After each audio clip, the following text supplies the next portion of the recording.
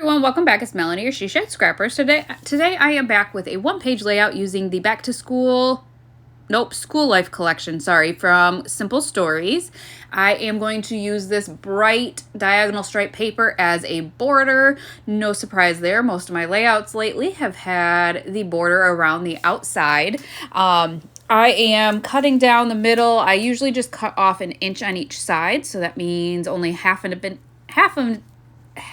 of an inch of the paper is visible on each of the four sides. I have 3 photos here. I did trim down the larger one just a little bit, and then the other 2 are 4x4. So I am going to back all of those ones. The one photo, I just have the school name covered up. So if you're wondering why there's a big piece of blue paper taped there, that is why. Since we've moved to our new house, which actually was 4 years ago at this point, but I have loved taking photos in front of the garage because there's almost, the lines or the squares in the garage. I can see how much the boys have grown throughout the school year. So I have enjoyed having a space kind of to take the back to school photos. And yes, it's in front of a garage, but again, it allows me to see their growth. So I am going to double back the 2 smaller photos in this green, and then I double backed the larger photo in a teal. I really just wanted to bring in so many of the colors because I thought the colors of the collection is just great. Once I had these kind of down, I thought the white was just too white. So then I had the idea to maybe stamp some letters behind the photos. So I am marking off where the photos are going to be. I should have marked off the larger photo, the bottom of the larger photo, and I did not, but I will go back and fix that. So at first I thought I was going to if you watched the Lego layout I did, I kept the Lego pieces on the same stamping block and then just used that all around. And I thought I was going to do that, but then that meant that all of them would have to be the same color, and I wanted to really mix up the colors. So instead, I am just going to do one letter at a time, and each letter has its own color. I use Nectarine for A, I believe, from Close to My Heart inks, and then I believe it's Sundance for the B from Close to My Heart, and then I think I'm going to stamp C.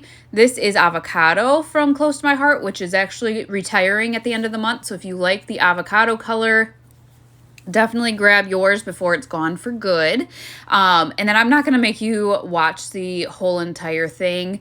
I think that was the last color I make you watch. But then I'm going to bring in the red and a navy for the last 2 colors. And you can see I just kind of did it around where the photos are going to go. Now that the layout is done though, I kind of want to go back and add some more. You will see the bottom left of the layout is going to be pretty open, and so I kind of want to go back and add some more to kind of even out the 2 sides of the layout. I feel like it is kind of an uneven feel to the layout. I'm going to pop up the larger photo on some foam tape, and then that is the base of the layout. I am just going to get to embellishing once that photo is placed down. So you can see how I just feel like the right-hand side of the page has so many more alphabets. I covered up quite a few on the left-hand side of the page, and so I think I'm going to go back and just add some more to the bottom left. I had a foam sticker that said first day of school, but I wanted something to go underneath of it, and so I found this red circle that I thought was perfect, just kind of for a base down there. I did have to add some foam tape to that because that top photo is up on some foam tape. And then I'm going to add some phrase stickers to that circle there. Or, yeah, I guess they're not stickers. It was from the ephemera pack. I'm going to add those to that. I could have used it to journal, but I found all of these phrase pieces and really liked those. So I am going to add 3 of them to the bottom, and that kind of finishes off that bottom. I am going to add 3 enamel dots to that as well. So that finishes off the bottom, and then I did want to add a couple of more embellishment clusters. So it was just kind of going through what embellishments I have, which I have a lot of this collection.